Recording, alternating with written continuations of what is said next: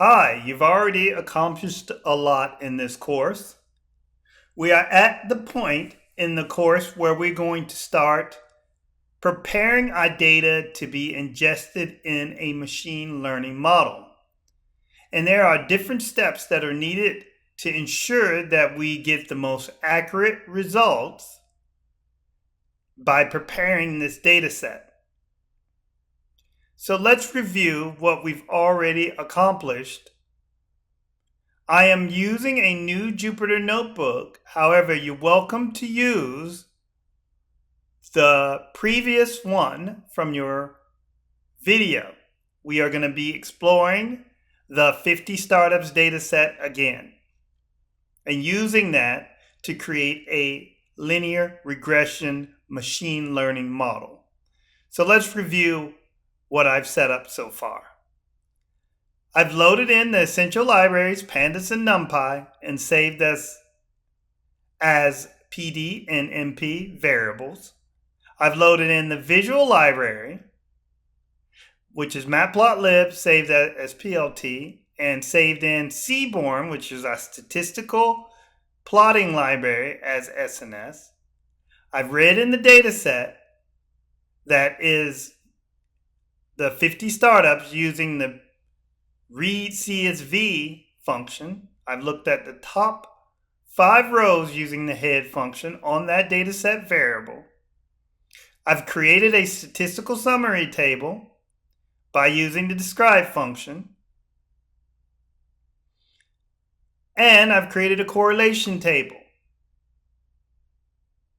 using the CORR function. Now, why do we need these steps? Well, we need to check the head of the data to understand what columns are needed for our prediction. We want to look at the describe to look at what the mean and the minimum and max are to show what the scale of our data is. How different is it? And we can see that generally all the numerical variables or columns have relatively the same level of data. And what I mean by level is when we're looking at, let's say, the mean, we're not looking at, something that is on a complete different scale. For example, R&D spend could be $15 and then administration is $121,000. That would be a completely different scale. But we are going to be scaling our data to ensure we get the best results. Correlations, we want to see which one of these variables are correlated heavily together because that gives us an indication on how those variables interact with each other. Now, for our tables here, we are only dealing with numerical variables. So the first thing we want to look at is all the data types in our data set. And the way we're going to do that is use the function dtypes. So I'm going to document my code, look at the data types, and I'm going to use the dtypes function or method. I'm going to use dtypes to evaluate the data types. So dataset dot d types, and then I'm going to shift and enter, and now we can see all the data types that we have. So machine learning models use numerical values, and we have an object here which is also a string. So we will have to prepare the data set so that we only have numerical values. Also, we need to ensure that we don't have any missing values. And how can we find missing values? We can look for nulls. So I'm going to document my code, look for null values, and I'm going to call the dataset variable again, and then I'm going to use the isNull function. And let me create a couple extra spaces here so we can see this a little bit better. So that is our isNull value. So what does this function do? It will tell us whether there is a null in or not, which will give us a Boolean value, true or false. So let's just run that to get an understanding what's going to happen. So you can see the whole data set comes back true or false. That's not very helpful for us. So we can now add one more additional function, which is sum, which will sum those Boolean values along the columns. So I'm going to add dot sum and then hit enter. We can see that we have no null values, so we are already in good shape. So if you remember from the top of our table there, we can see we have these strings. And we want to be able to know how many of those are there, because you're only looking at the top 5 rows. We can already see Florida, New York, and California. We can count 3 distinct, but let's take a look at counting these to understand what happens once we encode these. How many categories will we have? So I'm going to go back down and let's count our state column. Count the string categories.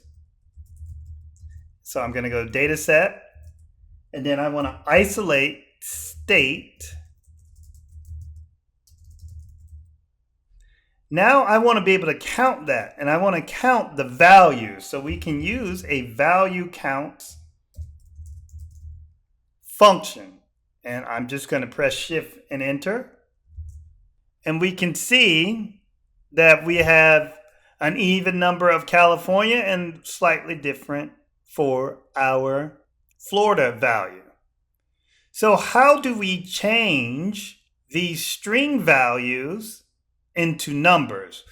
We use this in a step called encoding, where we are able to add zeros and ones to indicate what the category is going to be. And Pandas has a very good function for this. I want to be able to encode these so they are no longer strings, but they are numerical representations. And we can do that using the getDummies variable. So first, or state column, press enter. Then we're going to be using PD, which is a variable that we've saved Pandas under, and then get underscore dummies function. And then I am going to be looking at what's required, and we can see that the data is required. So we can pass it our data set and take a look at what happens. And as you see here, this has been encoded. For example, if we wanted to see how it's encoded, 001 would be New York, because the 1 is the selected category. So California would be 100, and Florida would be 010. Now we have 3 categories there, but it's best practice to drop one of these categories, because we know if it's New York and Florida, if we only have those 2 zeros and 1 would equal New York. But if we have 0 and 0, we know the alternate would be California. So we actually don't need one of these categories. So the best practice is to drop the first category. And if I go back over to my function and press Shift Tab, you can see there is a parameter called drop first. I'm going to copy that and just bring that in to our function. Copy and paste. And instead of false, I'm going to change this to true. Once I have that, I can rerun that. And now you see we have two categories. So any of the categories that are both 0 and 0, we know that would indicate California. So we want to be able to save this new data set over so we can use it in our machine learning. And the way we can do that, our variable, by bringing our variable in and resaving it as data set. So I'm going to run that. And now if I looked at the head of our data, we know that we've resaved it as dataset.head. And now we have our encoded categories in a completely numerical table to be ingested by a machine learning model. So we're continuing our steps in preparing our data set for a machine learning model. So we've already completed many steps. We've created dummy variables for our categories. So the next step we're going to take is to split our data into a training set, which our machine learning model is going to learn on, and a test set, which the machine learning model will make predictions on. So the library we're going to use for splitting our data set and to use our linear regression machine learning model is scikit-learn. So the first thing I'm going to do is import that library. And remember, if you don't have these things installed, go to your environment and install them. So from sklearn dot linear sklearn dot model selection import train, test, and split. Next thing we want to do is start bringing in our machine learning model. So we're going to do from sklearn dot linear model import linear regression. The next thing we're going to do is bring in our metrics to evaluate the accuracy of our model. So from sklearn dot metrics import, let's use an R2 score, and maybe we use mean squared error also. And we can run that, and looks like there's a spelling mistake on the line here. I forgot an L. Now that we have that in, we want to be able to understand what are we going to predict. We know that we want to predict profit. So the profit is our dependent variable, and all of these others are our independent variables. So let's first isolate the features that we want to use to predict profit. So the features that I want, I am just going to get the column names. Dot columns will give us all of the columns. Let's document column. So now we have all the columns in a list format. Define our variables.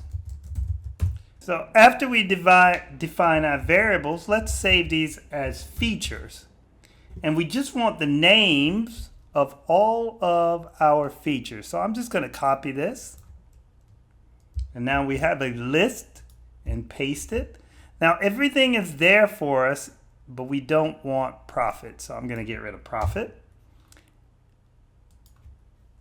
And then for our target, we want to be able to predict profit. So now we just bring in profit. Now we have our variables for prediction. And all right.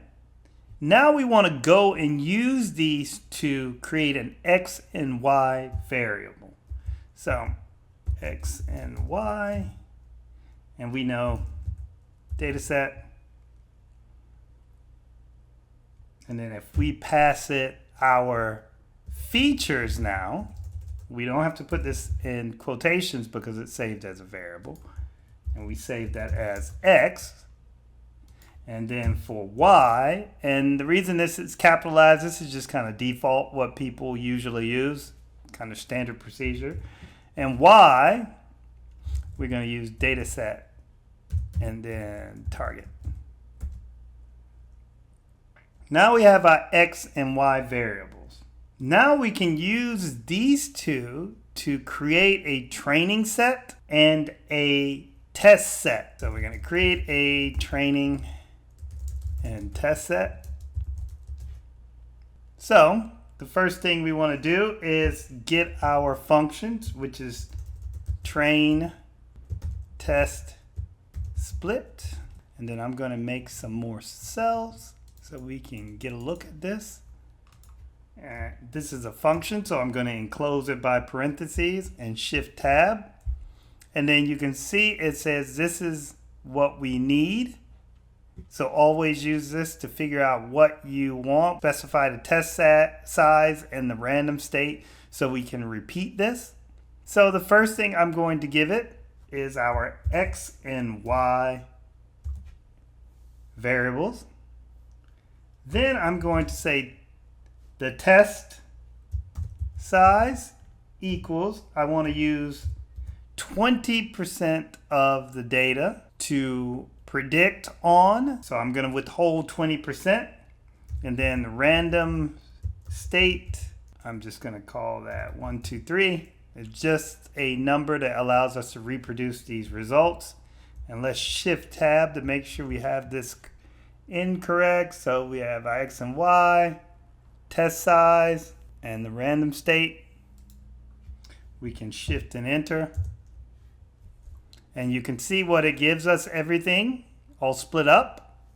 But we want to be able to save these in different variables because you can see all of these are 4 different variables that we're going to get. So we need to create those 4 variables. And the way we do that is just pass them. So we want xtrain is first, comma, xtest, and you can call these, and then ytrain,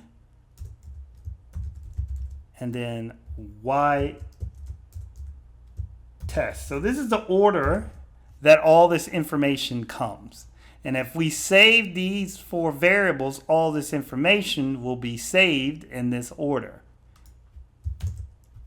So now we have our X and Y variables in training and test sets, where 80% of the data is in the training set and 20% is in the test set.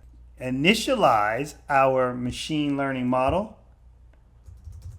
Fit the data to, and then we want to do len, or any variable you want to save that as, and I'm going to pass it the linear regression function that we got from scikit-learn.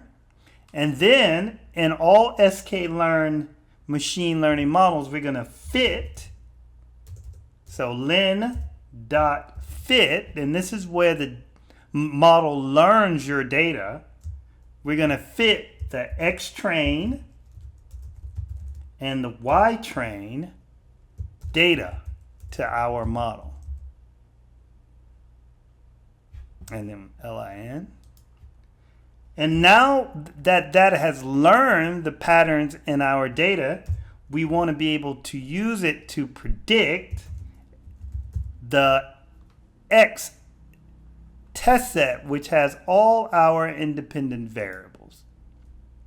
So I'm just going to create another variable called Y prediction or Y pred and save the predictions in this. So I'm going to use that same model, LIN, and then I'm going to use the function predict. And what do we want to predict? We want to predict a Y, or the dependent variable, using the test set here, the X test. So X test.